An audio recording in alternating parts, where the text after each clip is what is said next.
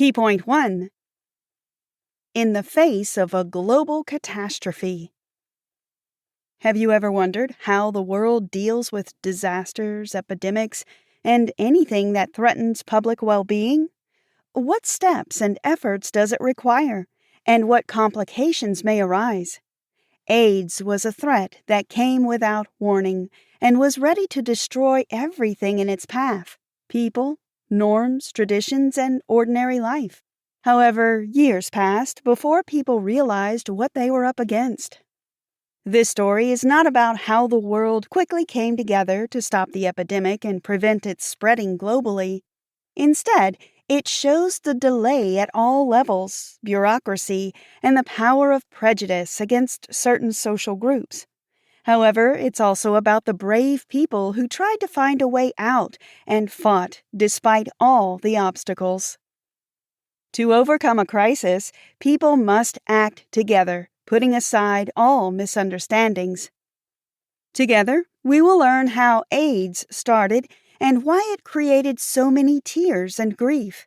So let's dive in to learn essential lessons and not repeat the mistakes of the past.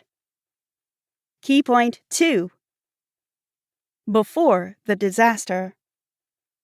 When the Gay Freedom Day March took place in San Francisco in June 1980, it seemed that better times were ahead for the gay community. It was not just a massive celebration, but an opportunity to honor a difficult past full of persecution, hatred, and injustice. The parade showcased the diversity of gay life, including representatives of different religions, professions, and cultures. The city was a welcoming place for homosexuals who rejoiced in their freedom.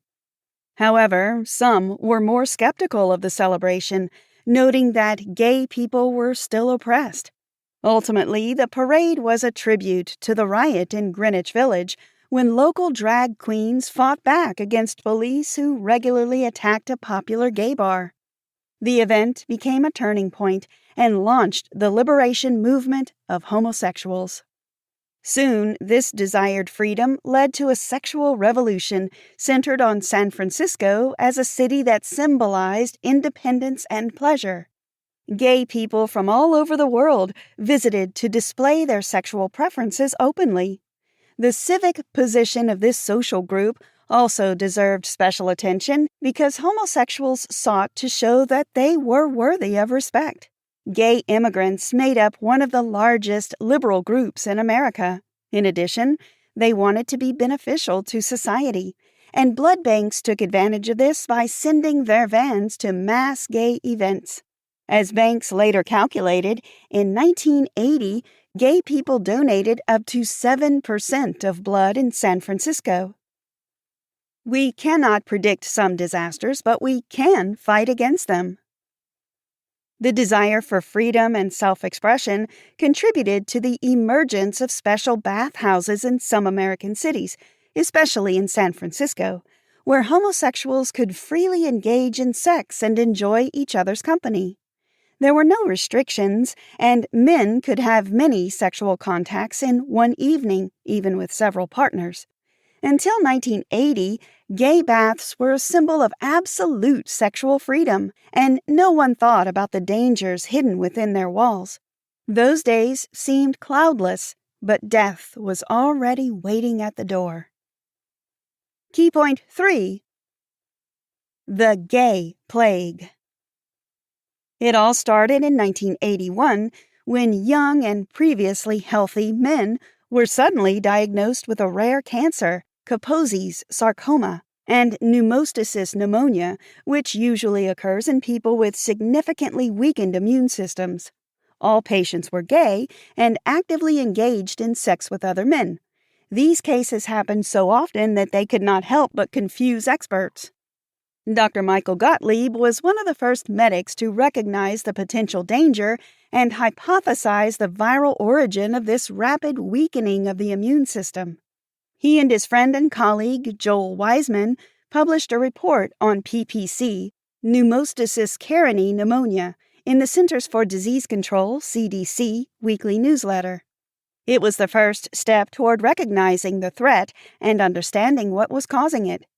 The Task Force on Kaposi's Sarcoma and Opportunistic Infections, KSOI, which worked on this question, formulated two hypotheses. The disease was a result of the use of poppers, chemicals for inhalation, which was popular among gay men, especially in bathhouses and clubs. And the cause was a severe infectious disease and signaled a catastrophe. The question of sexual orientation played a huge role in the study of this problem. The researchers were well aware that no epidemic chooses its victims based on their intimate lives, but the fact remained that all the patients were gay.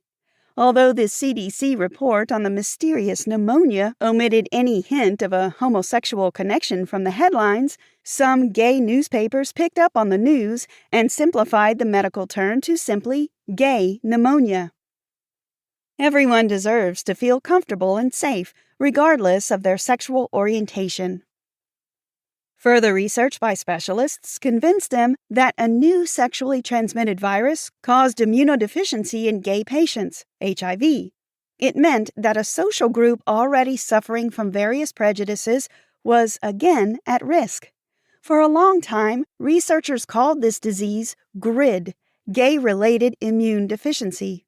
Still, as soon as it became clear that heterosexuals could also become sick, they renamed it AIDS, Acquired Immune Deficiency Syndrome. Prejudice makes prisoners of both the hated and the hater. Randy Schultz.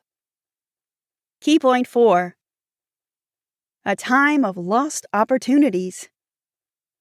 The early days of a global threat are crucial, but unfortunately, people did not respond to AIDS in time. The looming epidemic was ignored at many levels, from the political to the public, at the cost of many lives. Here are some factors that significantly delayed the search for effective solutions. Lack of funding. 1980 was a year of healthcare spending cuts. Government researchers begged for more money, but officials ignored their pleas until the threat became apparent. Prejudice against gay people. Some researchers chose to ignore the problem at the beginning because they did not want to delve into the private lives of homosexuals. Competition in the medical field. When objections disappeared and medics began active work, some saw the disease more as an opportunity to make a career leap than a threat that required joint efforts. Gay leaders' mistakes. Some representatives of the sexual community put political dogmas above human life, fearing losing the freedom they had previously achieved. For example, when it became abundantly clear that gay bathhouses were hotbeds for AIDS transmission, some leaders objected to their closure because they saw it as an invasion of homosexuals' right to privacy. And lack of media attention. Usually, the press is the trigger that draws public attention to a particular problem. However, the media did not want to talk about homosexuality, considering the topic uncomfortable. Response speed and joint efforts are critical in the fight against a global crisis. Although we might assume that society did not have experience dealing with a crisis of such magnitude, it's untrue. For example, when Legionnaire's disease appeared, people acted quickly. In the first year of the epidemic, the CDC spent $9 million compared to $1 million for research on immunodeficiency. Neither measure seemed premature or radical when it came to saving lives. But that was not the case with AIDS, and it seemed that the questions were who these Americans were and who they slept with. Did you know? According to UNAIDS, 1.3 million people were newly affected with HIV in 2022. Key point 5. Heroes of the AIDS War. Despite all the troubles and difficulties, some brave people faced the epidemic on various fronts. Scientists in America and Europe carried out research despite limited funds and possibly sacrificing their reputations. For example, Dr. Selma Dritz, Assistant Director of the Bureau of Communicable Disease Control at the San Francisco Department of Public Health, carefully recorded data on gay AIDS patients and their sexual relationships. Later, this information helped researchers understand the nature of the disease better. There were also doctors and nurses who cared for dying gay men despite any prejudices. And of course, there were many victims of the disease who maintained their courage and carried out educational activities despite their own pain and suffering. One of them was Gary Walsh, a gay psychotherapist who organized a candlelight march to draw public attention to the epidemic. In an extreme situation, taking risks and doing what no one else has tried is crucial. Those who opposed the catastrophe shared the opinion that it was only gaining momentum, and they were not wrong. It soon became clear that the threat extended far beyond the gay community. Scientists discovered that the syndrome is transmitted not only through sexual intercourse, but also through blood transfusions, which blood banks were reluctant to admit for a long time. They refused to carry out expensive testing that would have screened donors until scientists found HIV, human immunodeficiency virus, in 1983 and proved that AIDS was an infectious disease. It meant that many people became infected during this period.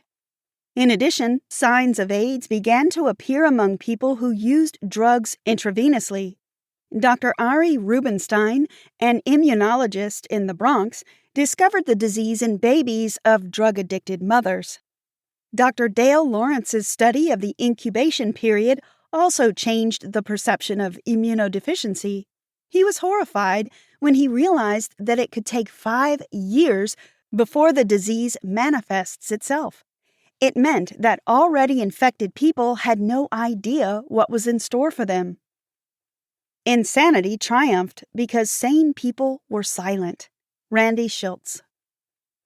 Key point 6. Accepting the cruel reality. After 5 years of the epidemic, society did not yet have a clear understanding of the threat posed by AIDS and a plan to combat it. Despite systematic deaths, the problem of financing and finding experimental treatment remained relevant. The syndrome was still considered a gay disease, but when the American actor Rock Hudson fell ill with AIDS, something began to change. The media picked up on the news, emphasizing that the disease had gone beyond the homosexual community. These were strange statements, given the fact that Hudson was gay, but he also belonged to the rich and famous group, and it completely changed public perception. Stories appeared in newspapers about famous people who had the disease, but they did not write anything critical. The problem of AIDS was not solved. The revolution was the publication by Dr. C. Everett Koop, the surgeon who spent much of 1986 interviewing scientists, health officials, and even suspicious leaders in the gay community. Koop took a bold step in writing the text without agreement from the White House. It became a sensation by directly highlighting the most painful issues, from sex education to the need to ensure complete privacy for people undergoing AIDS testing. We must accept the consequences of disasters, draw conclusions, and move on. However, it's essential to note that these were Koop's first words in 5 years of the epidemic. His authority was the thing that got attention, not the timeliness of his words. But the report still became a turning point. The world gradually began to realize the real threat of the epidemic. European countries began to deploy educational advertising campaigns about the disease's dangers, and in America, the government formed a National AIDS Commission. It was no longer just another scientific gathering, but a meeting where science and politics finally came together to assess the scale of the disaster and the years of inaction. It did not mean the problem passed. There was still a long way to go, but at least AIDS was noticed. Hope returned that this nightmare could end. Conclusion. The AIDS story vividly demonstrates the 5 main stages of accepting grief or sudden change: denial, anger, bargaining, depression, and acceptance. The epidemic became such a terrible nightmare that society found it easier to ignore it for years. However, this delay led to terrible consequences. People died without any hope of salvation. AIDS was not the only killer. It worked together with inaction and neglect. This story serves as a reminder of how important it is to notice trouble in time and join forces to fight successfully. Try this. Read the summary, Immune, to learn how your body fights bacteria and viruses and how you can support it. Regularly take care of your physical health by having an annual checkup. Avoid casual sex and always use a condom to protect yourself from any possible diseases. Remember that you can always ask your partner about their sexual past before being intimate.